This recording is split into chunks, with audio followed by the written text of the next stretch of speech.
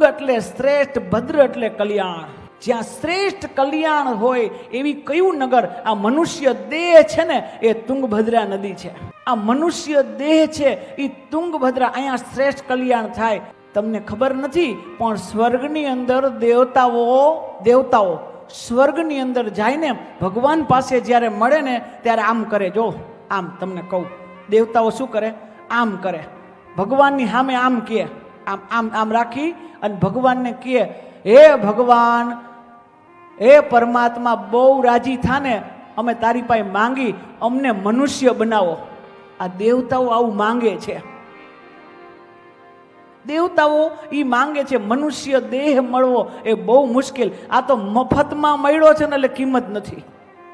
આ દેહ માની લેજો કાંઈક ખાસ કારણ માટે મળ્યો છે, એમને મળ્યો નથી. એ કૃપાથી પ્રાપ્ત થયું છે, એની કિંમત નથી. અને જેમ સરળ મળે ને એની કિંમત ન હોય. જે વસ્તુ સરળતાથી મળે એની કિંમત ન હોય. આ મનુષ્ય દેહ એમને નથી મળ્યો, કાંઈક